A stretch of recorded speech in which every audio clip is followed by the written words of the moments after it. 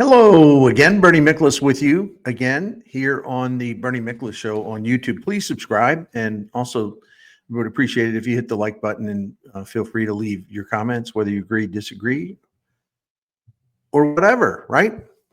I said earlier today, as many of you know, I did a video piece on the NL Central and how bad it is and how unfortunate it is the Cardinals had not been taking enough initiative to be able to take advantage of a weak division over the last several years or more. And, but at least maybe in the future with a smarter organization to be able to do that. So if you didn't see that, that's what that's all about. And you can certainly find it just by going to the Bernie channel on YouTube. I want to talk about Nolan Arenado, and it's not another trade speculation video. I don't like to double dip. You know, I do write columns at scoopsnetwork.com. And I am on the radio, but it's one of those deals where, you know, I'm putting out so much content. You know, sometimes I think it's okay to discuss things or to take parts of things and use them and on a couple of different platforms. Like, for example, I've mentioned this before, but I'm just trying to acquaint you to sort of my thought process on this. You know, I can't, like, let's just say when I write, and sometimes you know, I tend to go with like a lot of deep analytical pieces. And that's not for everybody. And so I can't assume that the same people that are reading my columns are also watching every video or whatever, or vice versa. Like, I can't assume that people that watch my videos, all of you that are very loyal, and I thank you for that, I can't assume that you are also reading everything I write. So, I mean, I can't just assume like it's the same audience. So I think it's okay to kind of circle back and revisit some things. That's what I wanted to do with Nolan Arenado today before there's a trade. You know, like, I better get this in under the wire if there's going to be a trade, because I don't know. So anyway, according to John Morosi of MLB Network, the Cardinals and the Red Sox have resumed communications on a deal that would send the third baseman to Boston, Nolan Arenado, Boston, if things work out. But again, it's hard to explain. I mean, I'm not trying to sound cranky. I'm just saying I have no predictions to make here. I'll leave that to everybody else. And if Arenado is traded, I have no idea what the Cardinals would be willing to pay, what they will pay to defray the remaining $64 million on Nado's contract. We'll have to wait and see. And I certainly have no idea what the Cardinals would receive from the Red Sox in return. Chaim Bloom, the Cardinals president of baseball operations in waiting, obviously knows a heck of a lot about Boston's impressive collection of prospects. It's one of the best young talent pools in baseball because of his work there. And he drafted a lot of the guys that are on their top prospect list. So I don't know. That doesn't mean, you know, I've seen some people, in my opinion, all due respect, kind of jump the gun on this. Oh, yeah, you trade him Boston, Chaim Bloom, you know, well, he knows where all those great players are, and, you know, he'll be able to get a cup. I don't know what the Red Sox are willing to trade. I don't know that the Cardinals will get, you know, any kind of top 100 prospect, top 50 prospect out of it. I have no idea. Just rather waiting to see how it plays out if they make a trade. And I don't know if they're going to make a trade. That's why I wanted to sneak in here, you know, before the trucks arrive in spring training and all that. I'm well aware, as you are, because we've talked about it a lot. There'll be a traffic jam if Arenado continues on at third base. Most notably, Nolan Gorman would not be playing at third base. He'd have to play second base. He'd have to DH. Brendan Donovan goes to left field. Probably means Lars Nootbaar plays center, which isn't a bad thing because the Cardinals need to improve their offense in the outfield and specifically at center field in a major way because it was so pathetic last year. Maybe Thomas Ajayci does not make the opening day roster if Arenado's still here, which isn't the end of the world because, you know, it's not like he conquered AAA pitching last season. Maybe Alec Burleson gets fewer at bats. He'll still get enough at bats, but maybe he'll get fewer of them. I'm not sure. But we all know that there'll be a traffic jam. And maybe Arenado plays less at third base, right? That's another consideration. Maybe he doesn't play 145 games. Maybe he plays more like 130. I just don't know because I don't get to make those decisions. So with spring training right about the bend, I do want to talk about Cardinals the Cardinals and Arenado and how they could make it work and how it could be sort of a best case scenario situation if he's still with the team in 2025. And I mentioned I did write about this at Scoops Network recently, but the more I think about it, the more I wanted to talk about it again because I've been warming to the idea of Arenado remaining with the Cardinals. If they trade him, fine. It's not the end of Western civilization. If they keep him, fine. This will not mean that the apocalypse is near. So I'm not flip flopping on this. I just like when I have opinions, I like to revisit those opinions. If I learn more things, discover more things through my research, I always keep an open mind, which I don't know why that's good. I think that's a good thing to have, but that's just me. So I wanted to take a look at the other side of this. Okay, what happens if he stays? What happens if he stays? Well, here's how it would have to work, or here's the best way that it would work.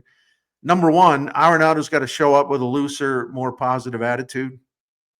His pal Paul Goldschmidt's gone, so that's even more of a reason why Arenado's got to embrace the idea of being a great teammate to younger Cardinals.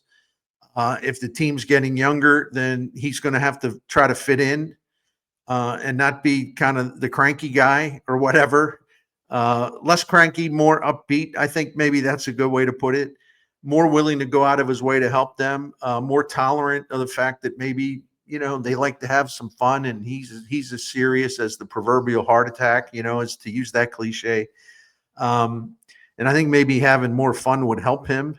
So maybe he needs to look at the young players and say, they're having fun. Why don't I try to have some fun? As I mentioned in that column that I wrote, it would be a good time for Nolan Arenado to turn into Uncle Nado.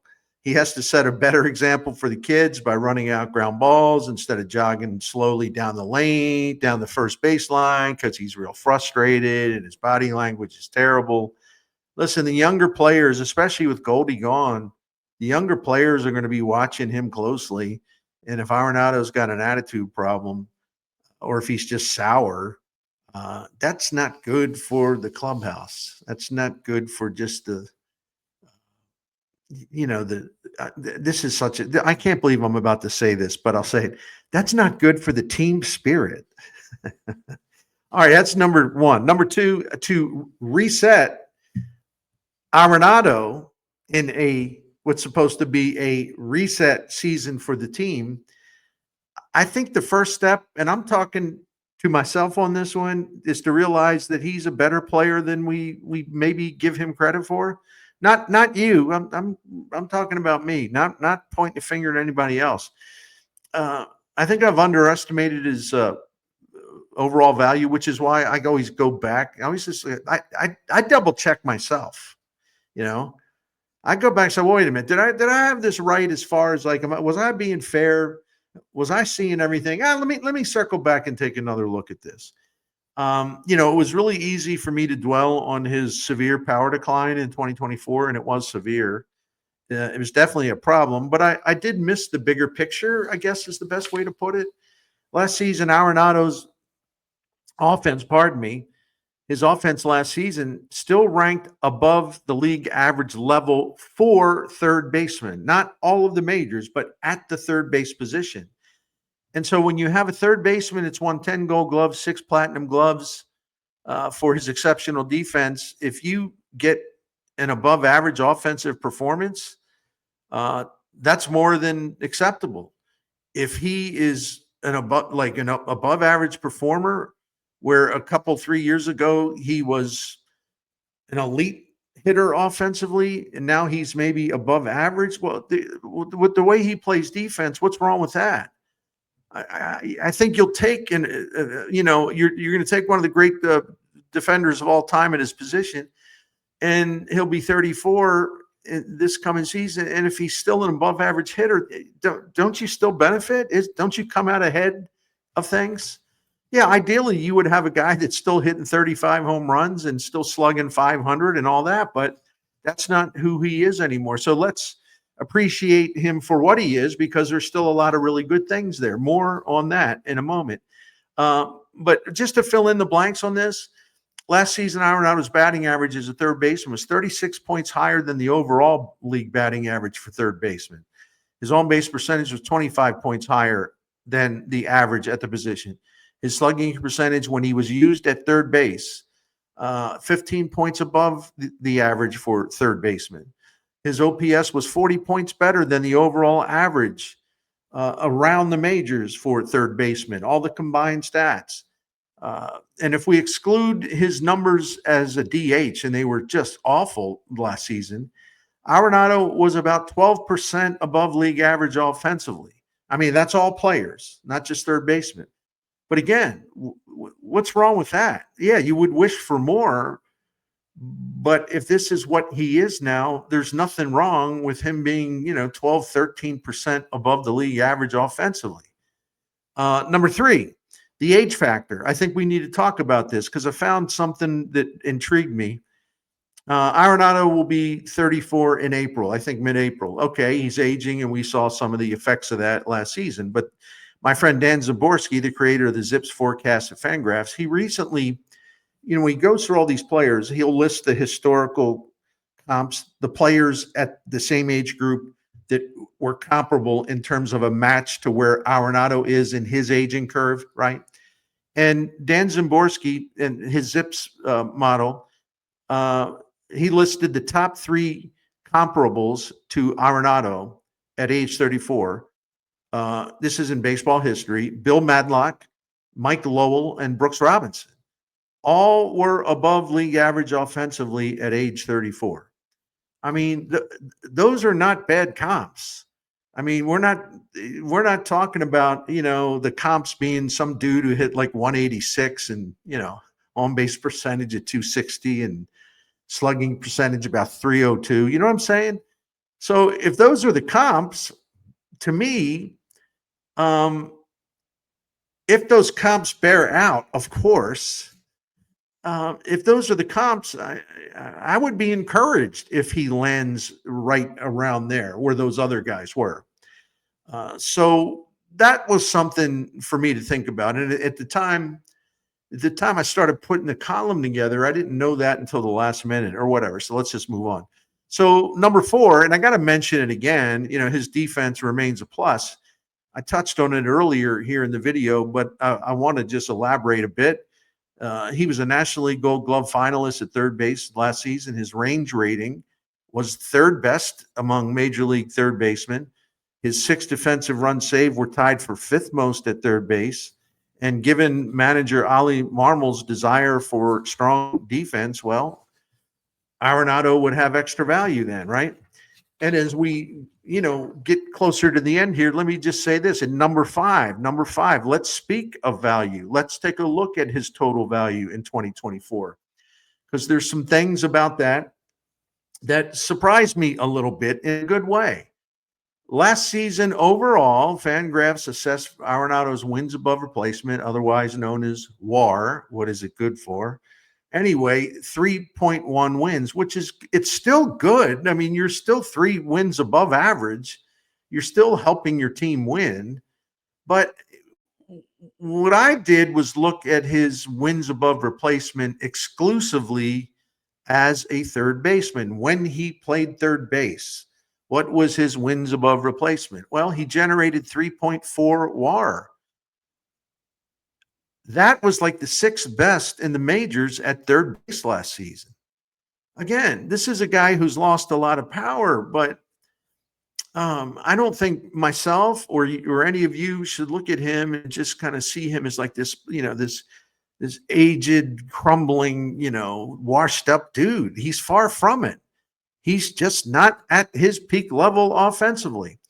And here's I would say maybe number 6. Maybe this is a variable. Can he improve offensively? I think he can. He's been working hard this offseason to quicken his bat speed, which has been a drag on his offense.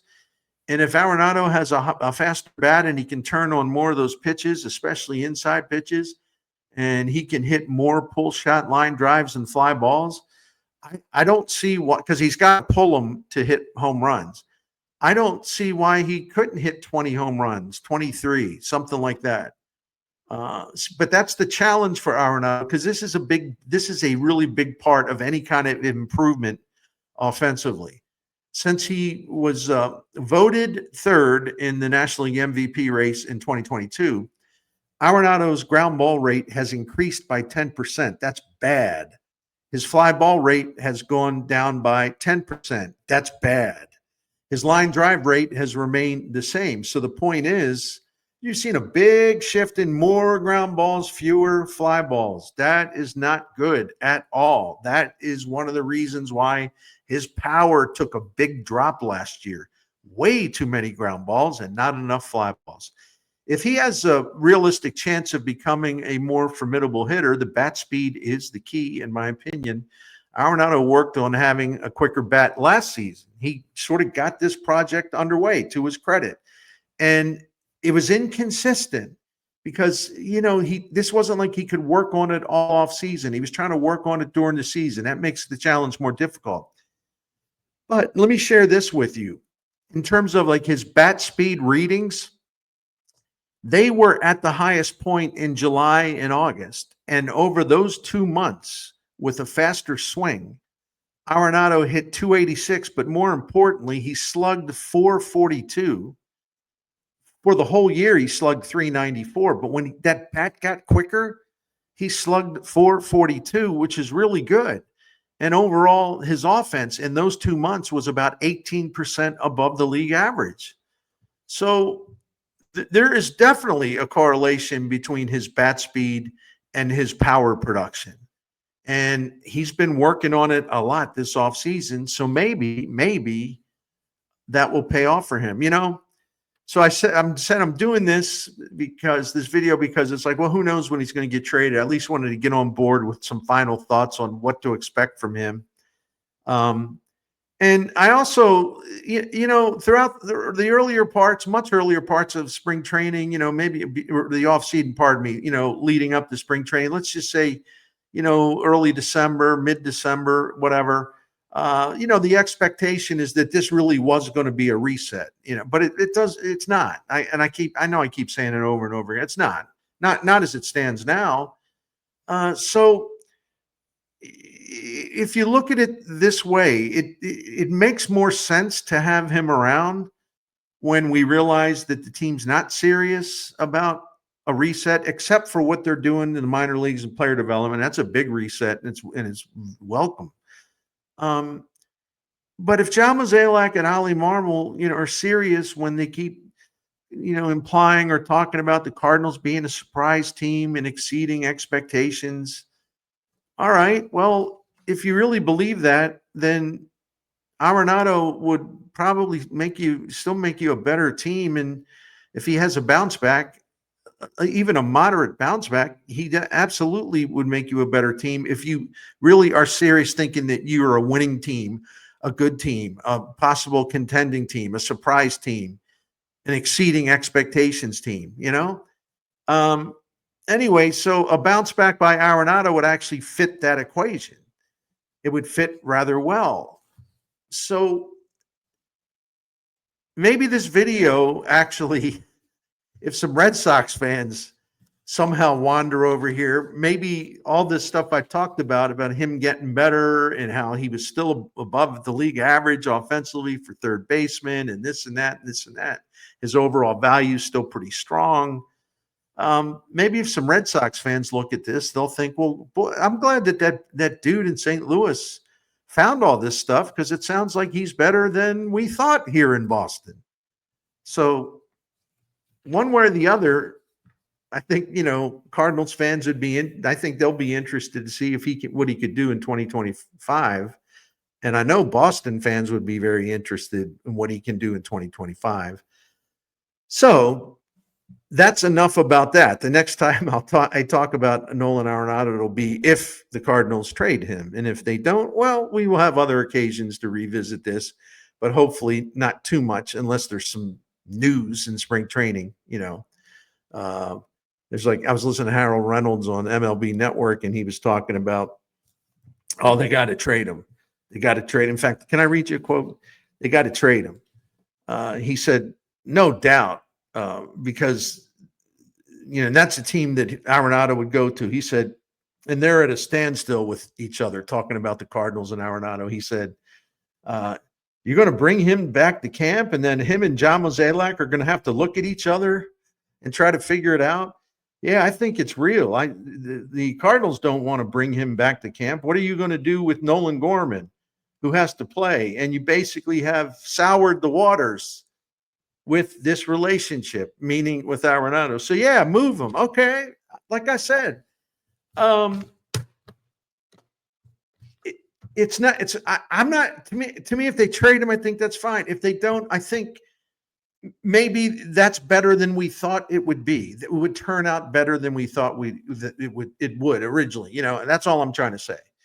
Well, sometimes your second look at a situation adds perspective to what you're thinking about it. All right, I'll shut up. Thank you.